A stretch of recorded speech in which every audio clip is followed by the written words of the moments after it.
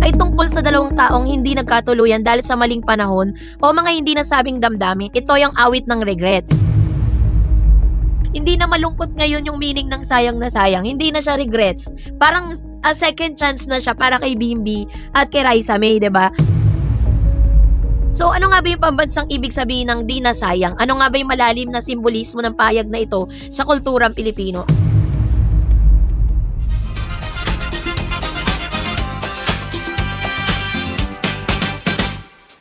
Po sa lahat po ng mga Dover Cats at sa lahat ng mga nagmamahal kay Miss Raisa May Dizon at Bimbi Aquino Yap.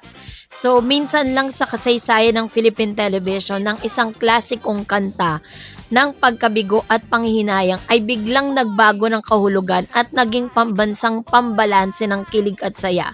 Ito ay dahil sa walang filter at napaka-unscripted na interaction ni Raisa May Dizon at Mr. Bimbi Aquino Yap. So yan ang ating pag-uusapan maya-maya lang. But before that, if you haven't subscribed yet to my YouTube channel, please don't forget to like, share, and subscribe at hit mo na rin ang notification bell for more showbiz updates. So ito na, no, pag-usapan na natin ang ilan sa mga nakakakilig na galawan nitong si Bimbi. Nako, muli na namang nagte-trending ang Maybe Love Team dahil sa mga ganap na ito. So bago natin yan pag-usapan, panoorin po muna natin ang updates na ito. Let's watch this.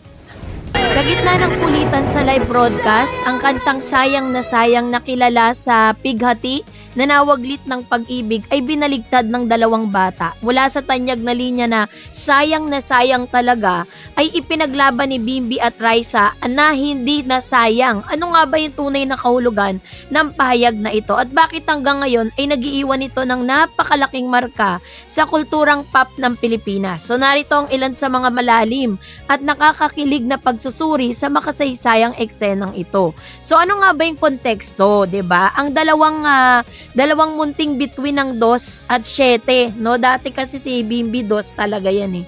So ngayon, 7 na siya. Upang maunawaan ang matinding impact ng eksenang ito, kailangan balikan natin yung konteksto ng telebisyon noong panahong yon. Si Raisa May Dizon, nagmula siya sa Little Miss Philippines 2012. Mabilis siyang nabihag ng puso ng masa dahil sa kanyang angking talino, mabilis mag-isip, witty, natural na komedyante.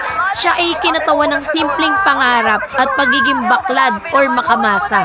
Si Bimbi Aquino Yap, ang anak ng Queen of All of Media na si Chris Aquino, ng basketball star na si James Yap, lumaki sa harap ng kamera, may iconic na social at konyo charm. Magkatagpo ang dalawa sa platform ng Eat Bulaga. Nagkaroon ng tinatawag na sosyolohiyo ng cultural crossover. Ito ang pagtatagpo ng dalawang magkaibang mundo, ang sosyal at ang masa. Sa pinaka-imposible ngunit pinaka-pure na paraan sa pamamagitan ng dalawang bata, ang deconstruction ng kantang Sayang na Sayang or elemento orihinal na kahulugan ng kantang Bimbi at Raisa. Ito yung kanilang version kasi yung tema ng panghinayang parang nawalang pagkakataon at lungkot, pag-asa, kasalukuyang saya at pagtatagpo, no? Pangunahing linya, sayang na sayang talaga, pag-ibig na naglaho, di na kasi sabing gano'n nung pinalitan nila, no, nung binago nila yung konteksto ng kantang ito. Sabi dito na parang sayang na sayang, pero ang pag-ibig na naglaho ngayon di na sayang kasi nandito ka na.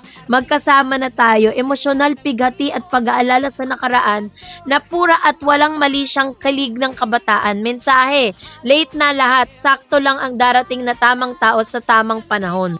Sa original na version ng kanta na pinalatag ng Aegis at Madeline Reynes, ang Sayang na Sayang ay tungkol sa dalawang taong hindi nagkatuluyan dahil sa maling panahon o mga hindi nasabing damdamin. Ito yung awit ng regret. Subalit noong pagpatugtugin ito habang nagkasama sina Raisa at Bimbi sa screen, pinalabas ng dalawa na ang kantang ito ay hindi na dapat maging lungkot.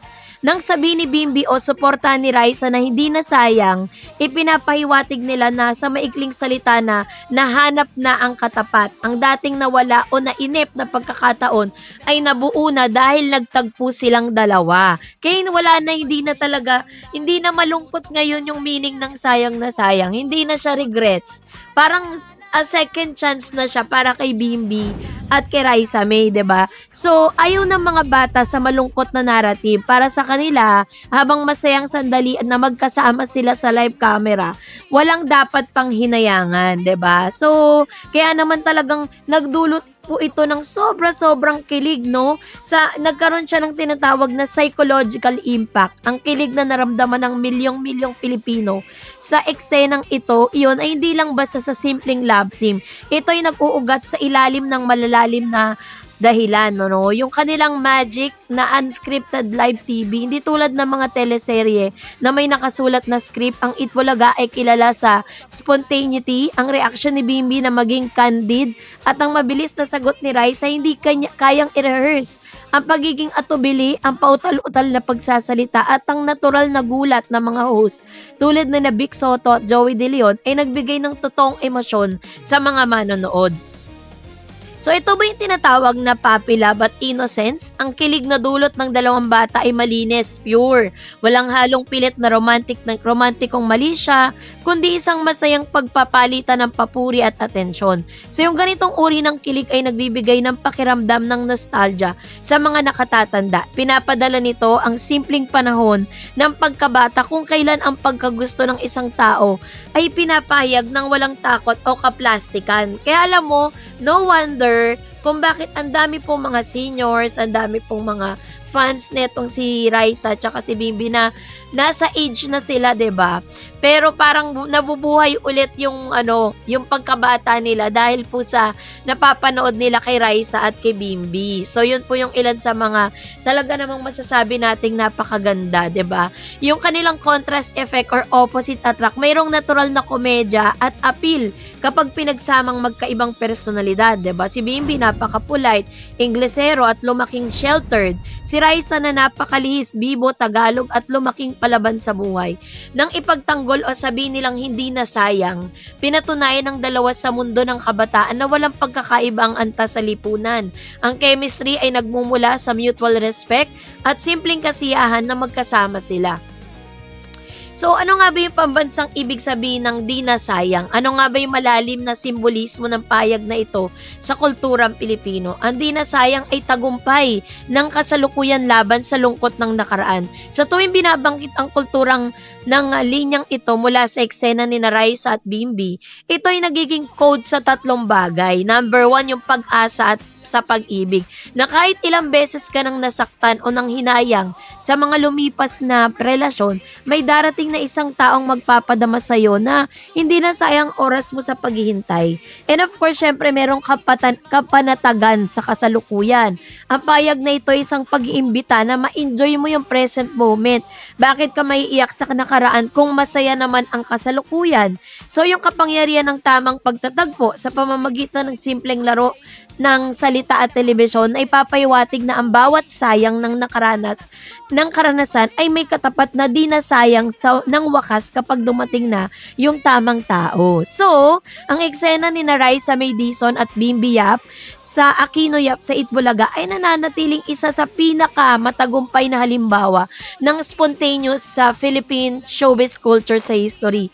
Pinatunayan nito na ang pinakamatinding kilig moment sa telebisyon ay hindi nangangailangan ng malaking budget, 'di ba? Dramatic storyline o matured actors. Minsan, ang kailangan lang ay isang klasikong kanta ng dalawang batang may magkaibang mundo, ngunit may tapat na koneksyon at ang simpleng pagbaligtad sa kahulugan ng isang salita, mula sa malungkot na sayang patungo sa masayang hindi na sayang. So kayo po, ano po ang inyong saloobin patungkol dito? Mag-comment kayo sa comment section.